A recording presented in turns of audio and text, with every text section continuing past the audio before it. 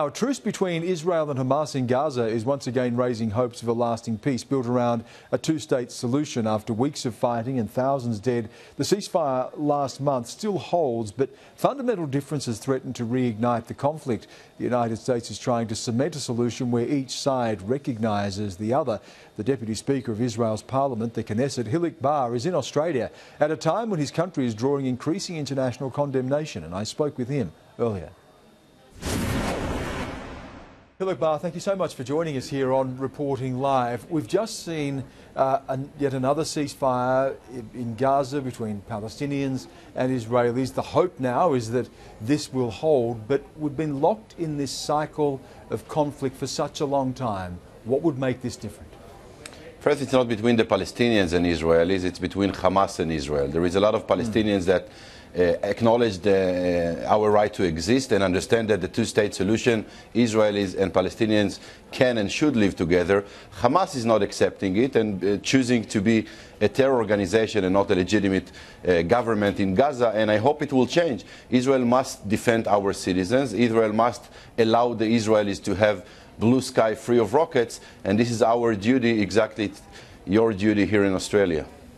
But of course you would know that people of Gaza have looked to Hamas, particularly in recent times. The irony of the conflict is that the more they resist, the more that Israel attacks, often the more popular Hamas becomes.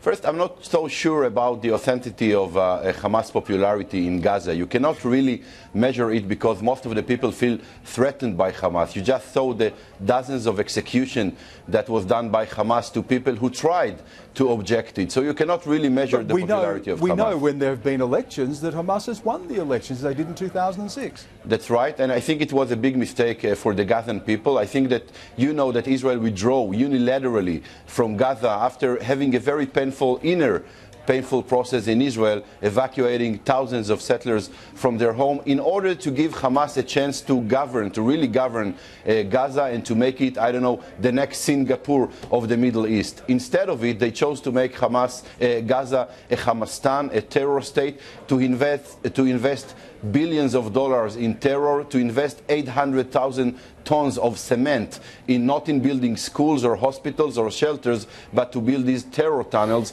And I think the Gazan people deserved a better future, and it will not happen under Hamas.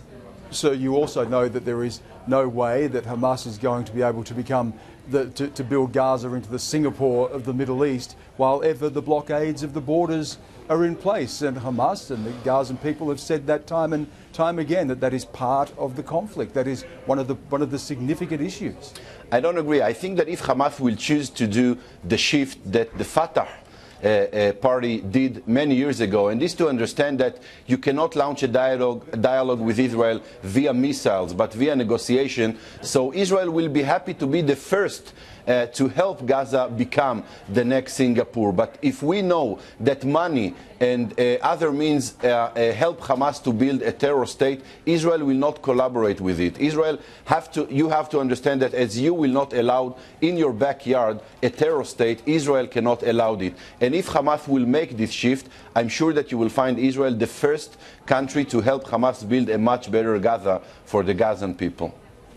That Israel also acknowledges that this pattern of conflict doesn't work for Israel either, that simply attacking Hamas is not going to drive them out of existence and is not going to bring a lasting peace. I totally agree with you. I think that both parties have to acknowledge the other side right to exist. I think that Israel proved before that when we have partners for peace, we are it's possible for us to make peace. We did it with Egypt and we did it with Jordan, and we are more than willing to make it with Abu Mazen. I think that Israel proved that when we have partners, we are willing to make very far concessions on territory, on water, on natural resources, three things that Israel, not like Australia, do not have, and we proved it before. So the question is if we will have partner in Gaza, as I think that we have in Ramallah, in order for the three parties to work toward the two-state solution, which is the only possible and viable solution for the Israelis and the Palestinians. You mentioned Ramallah, of course, Abu Mazen, Mahmoud Abbas, the leader of the Fatah, the Palestinian Authority. But even there are ongoing issues when you talk about the establishment of a two-state solution. The issue of Israeli settlements are still a divisive issue, even when it comes with your dealings with Fatah. First, I never suggested a three-state solution. I think that three-state solution and one-state solution... A two-state solution. Yeah, it's not acceptable. Two-state solution is definitely the solution, and we can make it between us and Abu Mazen. We see Abu Mazen as the partner, as the president of the Palestinian Authority, and I think that Israel will be able to evacuate, if necessary, settlers from their home. By the way, we proved it under the Gaza evacuation during the disengagement. We proved that when we think that there is a chance to work with the other side, we are evacuating settlers either unilaterally or under an agreement, and I'm sure that Israel will evacuate settlers if needed from certain territory that will not be swapped with the other side if a frame of a two-state solution agreement will be possible between the two parties. But we also know that the borders are the significant issue here. What are going to be the borders? What settlements will remain? The Palestinians say they do not even have one contiguous state, that you can't travel from Gaza to the West Bank without having to go through Israeli territory. How can you have two states living side by side when there are still those fundamental divides?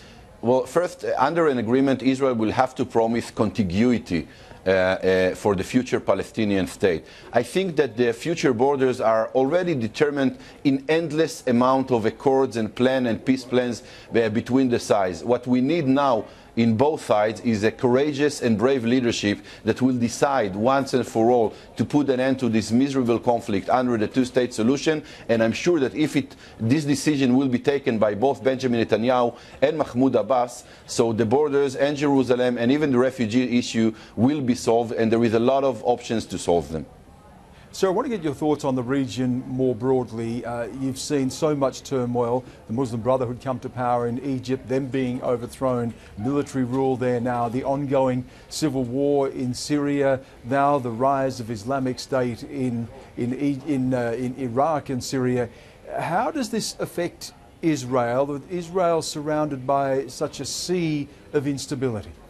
Yeah, I think that the Israelis understand that they are living in this jungle, crazy neighborhood of the Middle East, and this is a reality that unfortunately that we are getting used to live in it. But I think that Israel should approach the Arab world. I think the Arab world have two kinds of countries and elements. Those who want to live here and willing to live here next to us peacefully, and those who want to live here instead of us. Extremist parties and terrorist parties like Hamas, who belong to the same family tree, the same family of ISIS and Al-Nusra. And I think with those elements you cannot talk. This is a crazy, barbaric terror organization that are threats both for Israel and Australia and the entire Western world. But having said that, there is a lot of other parties like Egypt, like Jordan, like Saudi Arabia and other countries in the Arab League and Arab Muslim world that understand that Israel is here to remain and that are willing to test an option to live here next to the Israelis. And this is why we have to form a coalition